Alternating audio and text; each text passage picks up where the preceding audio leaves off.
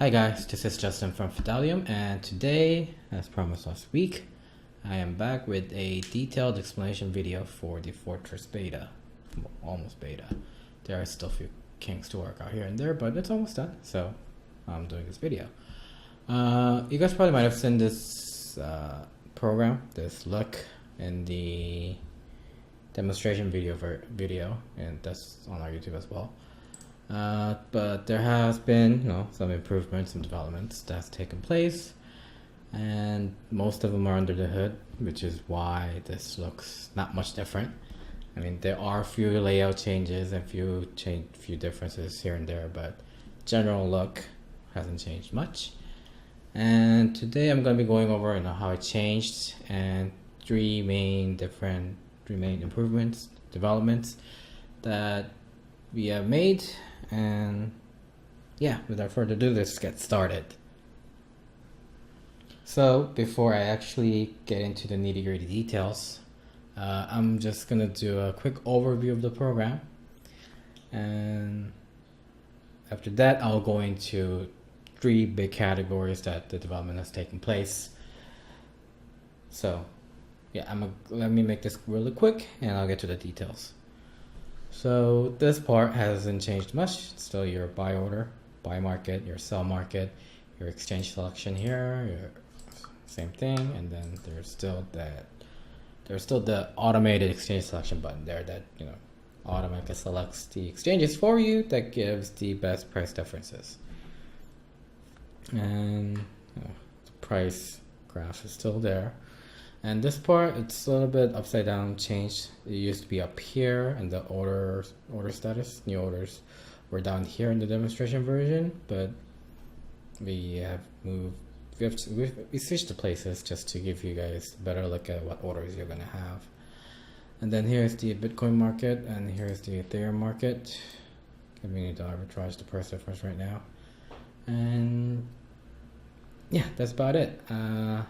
If I wanted to go into a little bit of detail about this, here the spread / tickers, those highlighted ones are the prices where the most recent order was filled at, and if it's yellow, that means that took place within this 10 spread / ticker, and if it's that white, almost white, very pale pink, that means the order was filled at a price that's out of this 10 spread.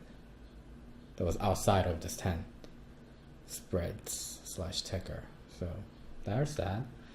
Then now you have to do a buy order before you can make a sell order. And once you make a buy order, this button becomes inactive and you can only do a sell order. I mean, that's how arbitrage works. You buy and you sell at the moment to maximize your profit, and that's why I put it in place. And yeah, your amount selection is still the same. You could use the slider, you could use the button, or you can manually put it in, whichever way you prefer. And this is your balance, how much Bitcoin you have, and which is also up here. And then this is the maximum amount you could buy, and then this is how much you're actually going to buy by selecting this. And I think that does about it. Oh yeah, there's one more thing. For now, I think it's going to be changed very soon. It's going to be fixed, so to speak. But most all Hobby, their API for putting the orders, their pairs. As for the other ones, it's generally Hitbit or HitBitTC or Binance or OKEX. It's all Ethereum / Bitcoin, but their ticker is different for the pair. It's Bitcoin / Ethereum. I think we're gonna amend that very soon, but for now, it's a little bit flipped. This is how much Bitcoin you have, and this is how much Ethereum you could buy. And yeah, that's one thing that we gotta fix. But for the other ones, it works fine. And yeah, I think that does about the general very light explanation for the program, and let's get to the 3 big categories of how development has changed, or how development has taken place. Alrighty, let's take a place in. So the first one is actually, you guys have been seeing it the whole time, that for the prices and the price tickers / spreads, we've been getting those information via the APIs that the exchanges provide. It worked. It worked fine for the demonstration version, but we wanted to do, get the more up to date, the more latest information regarding the prices. So we've changed the API to the WebSocket protocol, and FYI, I'm not a developer, so the words that I'm using might not be the actual words that needs to be used, but I'm just trying to convey the general idea. So we've changed from API to WebSocket method, and main difference is that for APIs we have to make a call and get a response. So it's kind of like us asking the exchange what's the price of Bitcoin right now, and then they will be telling us it's X amount right now, and then we ask again what's the price of Bitcoin right now, and they answer back with a price of the Bitcoin at the time, and same thing for other coins. But WebSocket is basically exchange repeatedly they continuously saying Bitcoin right now is this much, now this much, now this much. So basically they're providing a continuous stream of information, the price and tickers, and there's amounts and totals. So that they provide those information via WebSocket, and we get the information that we need continuously without a delay, without us having to make API calls every single time, or every few minutes, or every few seconds, or every milliseconds. So that's been changed, that's been upgraded. So these are much more, the rate that these are updated are much faster, and they're more more up to date. They're the latest information, latest prices for those coins and at those exchanges. So that's there, and yeah, if I didn't tell you guys probably wouldn't have noticed. It's much faster, more accurate data, and I think price data is one of the most important things when you're trading anything. So yeah, I think that should cover the API to WebSocket update, and I'm gonna be covering the deposits first, how actual deposits work, right? Alright, so since we have covered the API to WebSocket transition, let's talk about the deposits. For demonstration version, or the version that was in the demonstration video, the number of coins that you had wasn't actually real Bitcoins or Ethereum, so were actually in those wallets or in those accounts. It was just numbers, literal just numbers they put in to enable mock trades. But now we can actually handle actual cryptocurrencies, Bitcoins and Ethereums and FIDs for now. But today I'm going to be depositing depositing Ethereum, because that's what I have right now for testing. And yeah, there's nothing to be complicated about it, so let's just go ahead and do it. And just copy that Ethereum deposit address, and I have the Mist running in the background, but I haven't used this computer, and I haven't never run Mist on this computer in a really long while, which is why it's taking a really long time to sync up to a node. So since you don't want to be just waiting for that for the blockchain to sync up, for the Ethereum to sync up, let's just use MetaMask. This is going to take a while, And we can't be just sitting here. We're all busy people, right?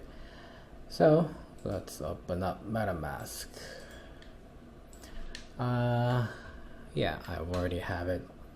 I already have my MetaMask unlocked because I knew this was gonna take a long time. So I'll connect to MetaMask, and I'm gonna I already copied this address, right? So copy that, and I always double check. And then once send, I only have 0.06 left because I made a deposit 0.4 yesterday. So let's make another 0.04 deposit. Generate transaction. That much, which is still cheap, right? So I'm gonna submit this. Once they do that, I get this verify transaction. Check TX status. So check it. Well, it's not in there yet. Maybe I should put it more away, but I wanna show you guys that it goes up. I wanna show you the whole process. Okay, maybe the whole process because this might take a while. But yeah.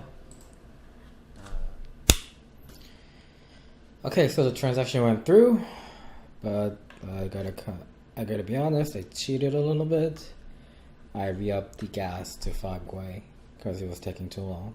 And so the transaction went through, and if you just look at that wallet address, there are 2 transactions. This is the one that I made yesterday, and this is the one that I made today. So both transactions went in, and today is the 17th here, and voila,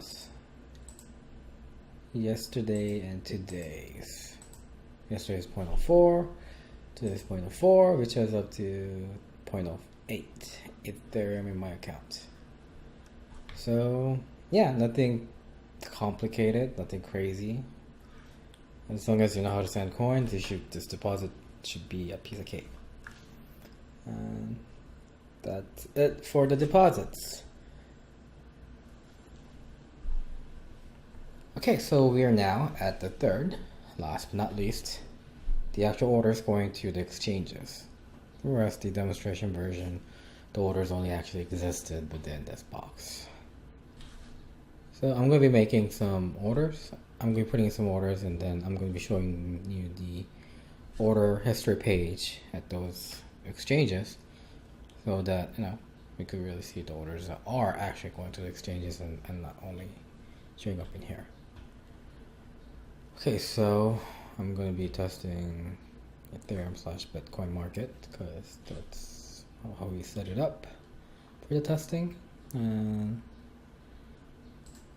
if I were to be using this platform, in real life, I would just keep it automatic exchange selection, right?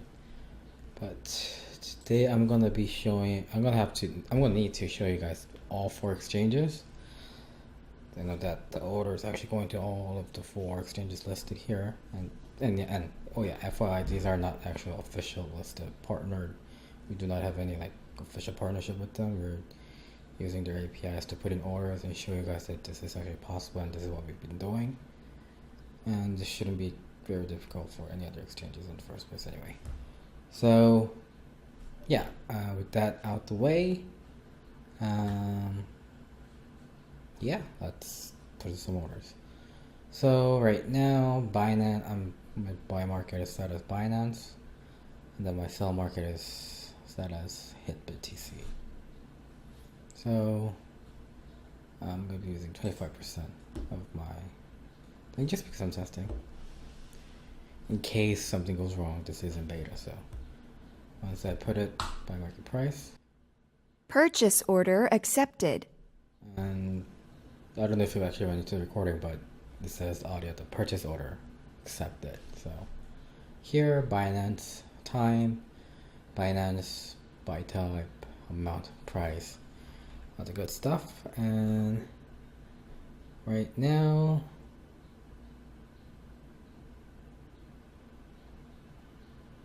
the system current 0.01%. Okay, let me wait a little bit. As long as it's not negative, I'm making money. Maybe not. But that's the percentage. this is for testing, so I might lose a little bit of Sales order accepted. money. Then it says sales order accepted again. So it was bought it at Binance and sold it at Hitbit. So yeah, did I make any money off of it? I actually lost 0.02. But yeah, you can't really make money all the time.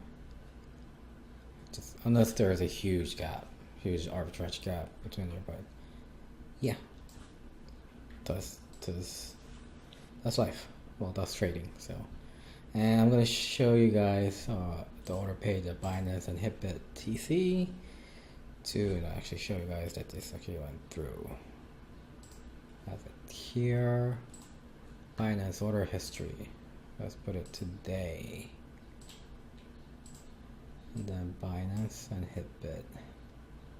Let's just do it. Not all that stuff. These are those stuff that we did for test orders. But today. So if we look at it again. Oops, there we go. So at Binance we bought it.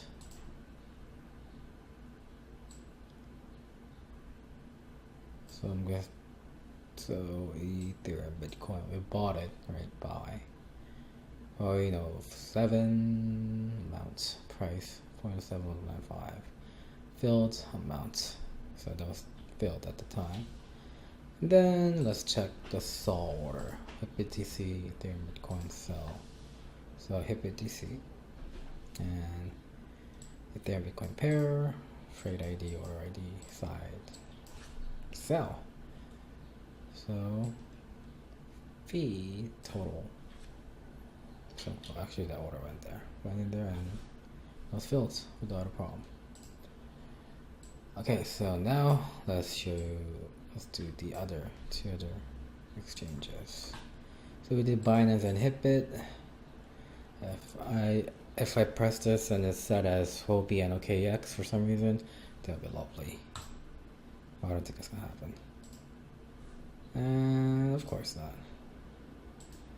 So I'm gonna be buying an OKX and selling a Huobi. I mean, the price difference isn't much, but this is to showcase the beta version. So there you go. Purchase order accept. Okay, so I accidentally knocked down my mic by mistake, and it fell off the desk and pulled out the cable.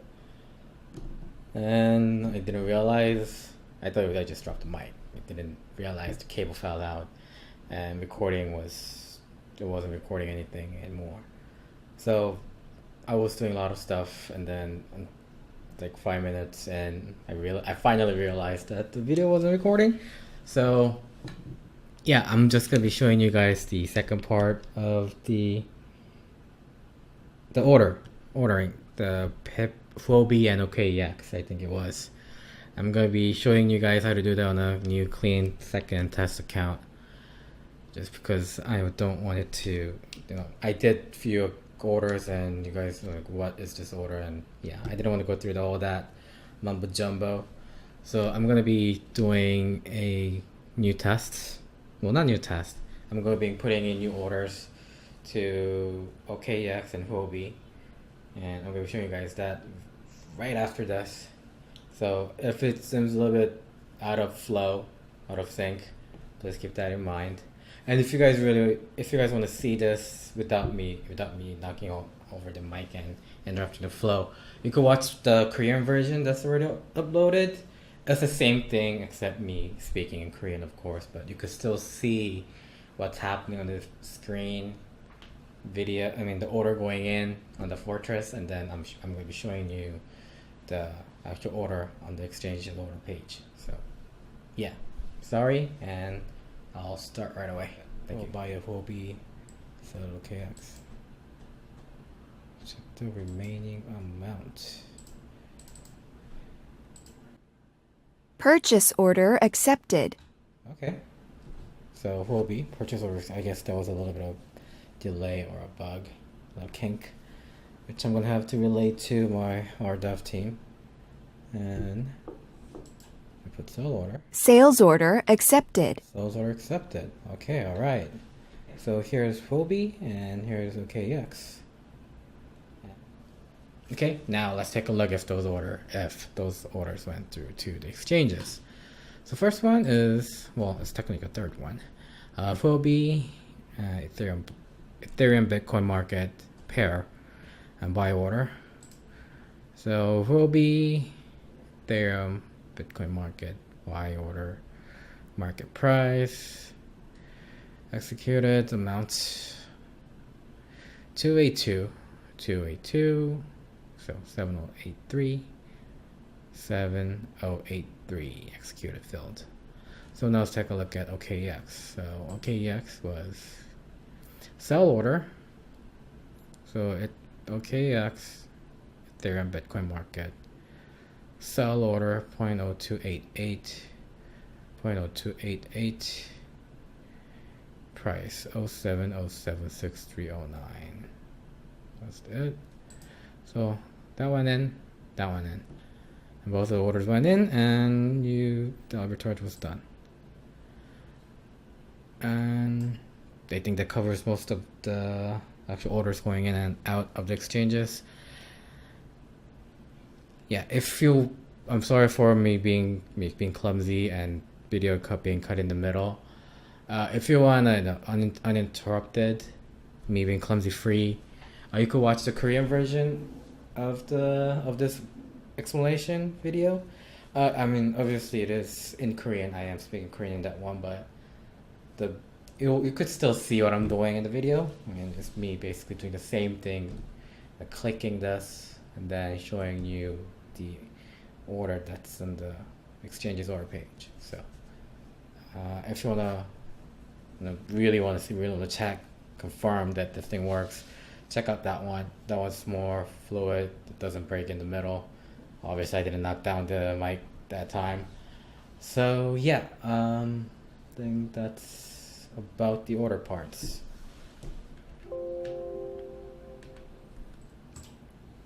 Alright guys, so we just looked over the almost beta version of Fortress. Yeah, it is a beta version. There are a few kinks here and there, but that's literally what beta means. It's not completed yet. We're working hard on it. Before I actually wrap this thing up, I just want to re-encompass everything. So there has been a little bit of design changes and how you put in orders, as well as the API that we used to use to get the prices and price tickers have been changed to WebSocket method, which means the exchange will give us the necessary information such as price or spreads continuously without us having to ask for them all the time. And we have deposits actually working already, deposits being automatically processed. And third and most importantly, the orders are actually going to the exchanges. They're not just random numbers or mock orders that we create in the system anymore. The actual orders go to the exchanges. And yeah, our devs are working their butts off to get this thing working as smoothly as possible without any bugs, but it's still in the beta phase, which means they have a lot of work to do. And we'll be doing our best to bring more bug-free, a little bit more intuitive, a little bit easier, a little bit more streamlined version of Fortress next time around. And yeah, please stay tuned, and thanks for watching. Have a good one.